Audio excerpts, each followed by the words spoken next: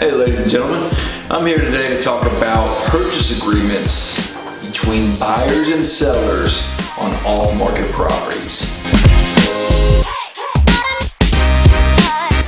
Alright, so there may become a time when you want to buy a property off-market, or even there may become a time when you want to sell a property off-market.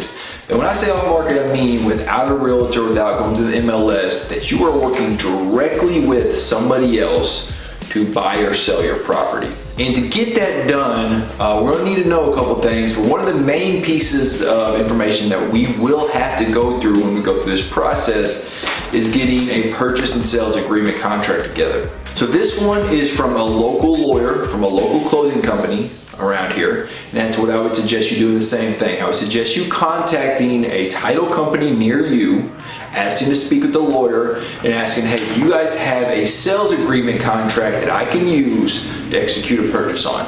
9 times out of 10, they are going to have it and they would love to get that information to you. All right, so once we get this in hand, we're going to want to familiarize ourselves with it. You're going to start thinking about what we want out of the deal. That's definitely step number 1, is finding out what we want out of the deal.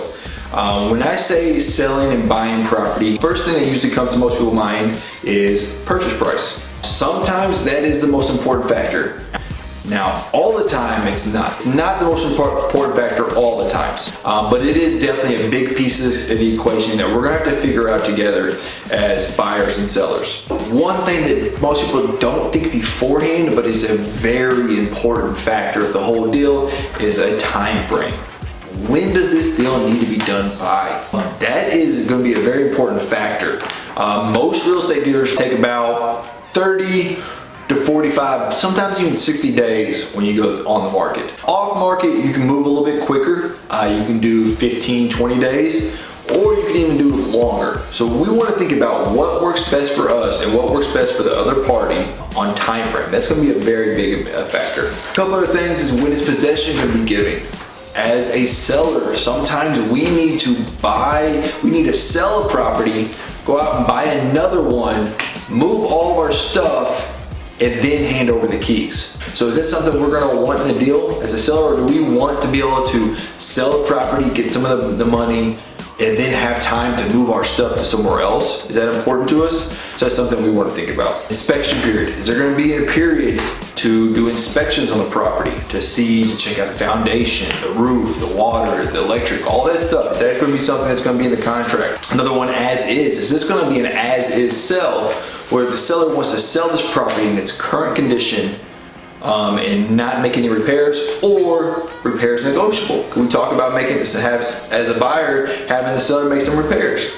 Is that something that is going to be able to be done? And that's what we're definitely going to want to line out completely in our sales and purchase agreement. This is going to be a paper that outlines exactly what we agreed upon, and once we get this all filled out and we come to terms and we feel comfortable about it, we trust each other, we trust what we have written down, well, at that point we'll sign the paperwork and get it over to a title company. Once we get over to title company, they handle most of it from there. They handle getting the paperwork done, having a lawyer check over, make sure everything's kosher, and getting us to closing time to actually execute the deal. I would suggest you contacting a local title company, getting a purchase agreement from them, familiarizing yourself with it, and then going over to sitting at the kitchen table with your counterpart and see if you guys can come to terms where it matches up for both of you guys. What works for me, what works for them, how can we make that match, and how can we make it work for both of us? Because that's what our objective is when we're trying to do an off-market property. We're trying to find something that works for everybody, and we can make an agreement that works for both parties to make it a win-win deal. Hope this helps, hope this finds you well. Like always, if you ever have any questions, feel free to reach out to me on Facebook or Instagram. I'm always available, and stay tuned for the next video.